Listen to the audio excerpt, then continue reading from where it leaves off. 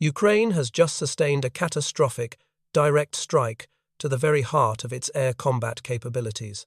The destruction of the F-16 airbase, reduced to smouldering ruins, has left the NATO alliance in a state of profound shock at the velocity of events unfolding over a mere 96-hour window. There was no preliminary warning, no symbolic act of deterrence. In this instance, Moscow elected to strike directly, with overwhelming force and surgical precision, targeting the exact asset the West had championed as a strategic game-changer, capable of turning the tide of the battlefield. The chain of kinetic events originated at the NATO-supported F-16 facility, widely believed to be the clandestine staging ground for the inaugural squadron of Western fighter jets dispatched to Ukraine. The outcome was a massive conflagration, columns of billowing black smoke, and a deafening diplomatic silence from Washington, a silence so profound it felt as though the very atmosphere had been evacuated from the White House, while Kyiv maintains its narrative of a 100% interception rate, a triangulation of satellite reconnaissance, citizen live streams capturing detonations, and NATO's uncharacteristic reticence narrates a diverging reality. Russia is not merely engaging military objectives, they are dismantling the West's defensive facade, exposing systemic vulnerabilities the alliance has labored to conceal for 2 years. Consequently, the strategic calculus has shifted from what will the next target be to the existential questions: who will blink first, and who is ensnared in a trap of their own making. In the immediate aftermath, a saturation fire campaign was unleashed across the Ukrainian theatre. Within a span of 4 days, Russia deployed over 900 loitering munitions, hundreds of Kh-101 cruise missiles, and Iskander ballistic missiles, targeting critical nodes from Kharkiv and Kyiv to Khmelnytsky. The capital, Kyiv, has been forced to keep air raid sirens wailing almost incessantly.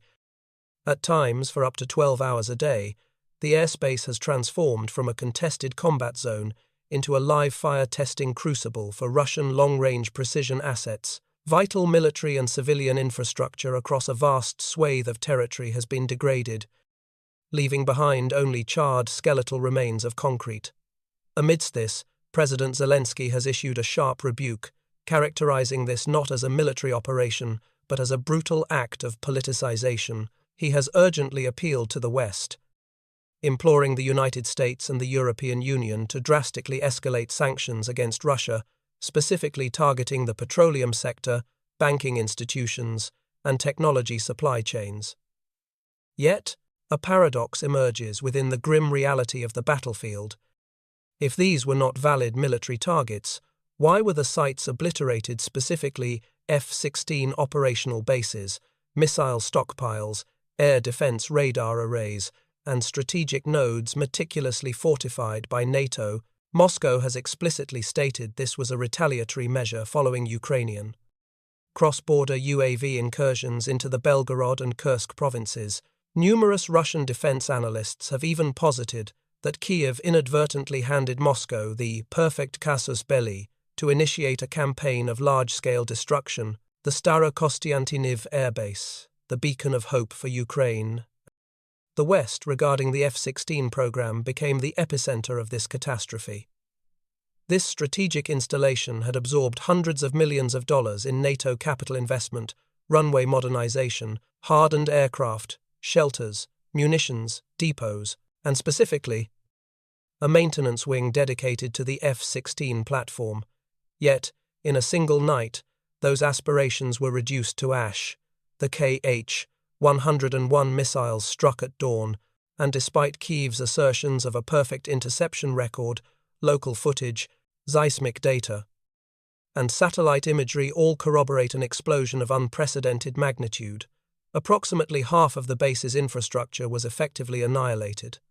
Western media initially maintained a total blackout, followed by only sparse reporting. However, independent defense experts have confirmed the destruction of at least 4 F-16 airframes, alongside the precision munitions arsenal and auxiliary radar systems. If verified, this constitutes Russia's most significant direct strike on Western-supplied military infrastructure within Ukraine since the onset of hostilities. More critically, NATO was struck directly at its strategic heart and found itself completely impotent to respond. The Starokostiantyniv base, once heralded as a symbol of impending victory, has transformed into a stark warning. The F-16 is not a panacea, nor a magic wand capable of unilaterally reversing the battlefield's momentum. Kyiv continues to insist that it neutralized 100% of the Kh-101 missiles, but the plumes of smoke and fire dominating the skyline over Khmelnytsky offer irrefutable counter-evidence. Even as the victory announcement was being broadcast, local television feeds captured a massive column of black smoke ascending from the base. Live streams from residents documented earth-shattering secondary explosions, fractured terrain, and fleets of ambulances rushing toward the inferno in the night. Even Fly Control, a military news outlet sympathetic to the Ukrainian government, was compelled to concede. The damage is undeniable. Kyiv should not insult the intelligence of the public. This incident precipitates a far more grave inquiry. If the Patriot air defense system, the crown jewel of American defensive technology, cannot intercept the Kh-101, upon what else can Ukraine rely? The Kh-101 is not a hypersonic weapon. It is a subsonic cruise missile, utilizing low observable stealth technology and terrain-hugging flight paths to evade detection. If the Patriot architecture allows such a threat to penetrate, what fate awaits other sectors? While Kyiv attempts to patch up the erosion of public trust, the geopolitical situation has entered a new phase of escalation driven by the West. Following these successive airstrikes, the question arises: is NATO unleashing Kyiv to exercise legitimate self-defense? Or is it inadvertently flipping the switch on a new, uncontrolled level of conflict? After 3 days of Ukraine enduring a relentless missile barrage, Western capitals arrived at an unprecedented decision. They have completely rescinded range restrictions on weaponry supplied to Ukraine. The red circles previously drawn on the map have been erased. The binding clauses mandating use strictly within Ukrainian territory are gone. Now, Kyiv is authorized to execute what was previously forbidden: deep strikes into the Russian interior using NATO-supplied munitions. German Chancellor Friedrich Merz stated categorically that Berlin would not impede Ukraine from determining its own target sets, emphasizing there would be no geographical restrictions. This declaration is tantamount to blowing the whistle for a new phase of escalation, wherein missiles such as Germany's Taurus, France's Scalp EG system, or Britain's Storm Shadow could strike cities deep within the Russian hinterland, such as Bryansk, Voronezh, and potentially as far as Omsk. Immediately, a pressing question demands an answer. Is this truly the exercise of the legitimate right to self-defense, as the West asserts, or is it a mechanism for them to wash their hands of responsibility, effectively converting Ukraine into a self-propelled torpedo in an unlimited proxy war? Beyond the polished diplomatic rhetoric lies a stark reality. The West is gradually losing control of the escalation ladder.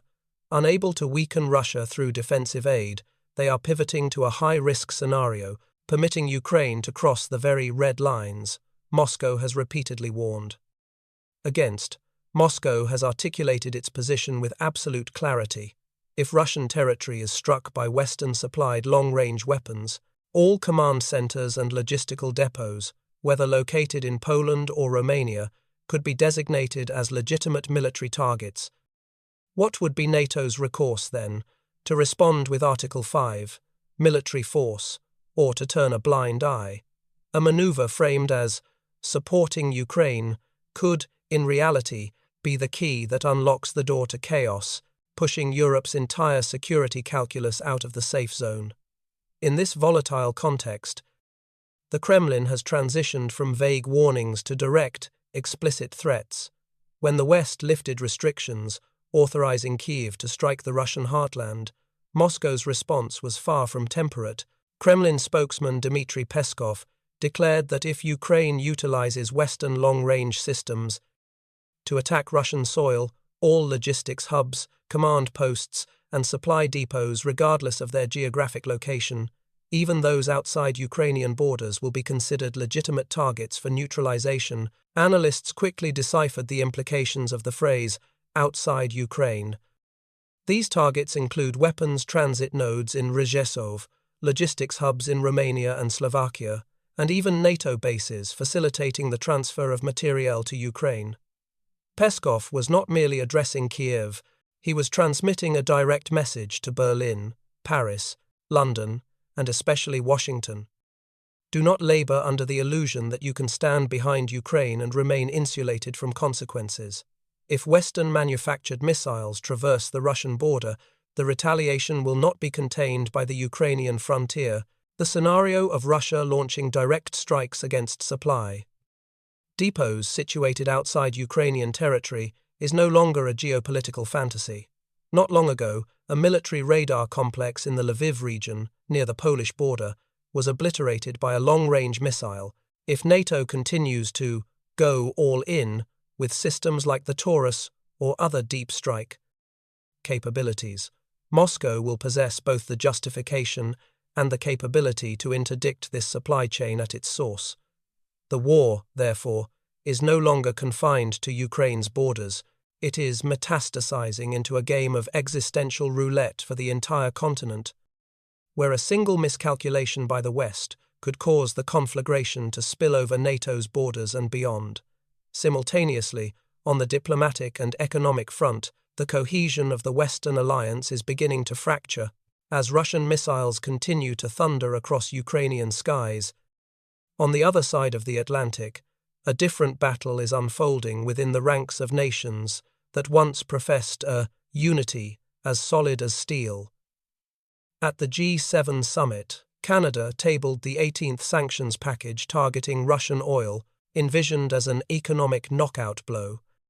The European Union moved quickly to endorse it, with heavyweights like France, Germany, and Italy signaling support. However, a stunning reversal emerged from Washington. The United States exercised its veto against the sanctions package, halting the initiative in its tracks.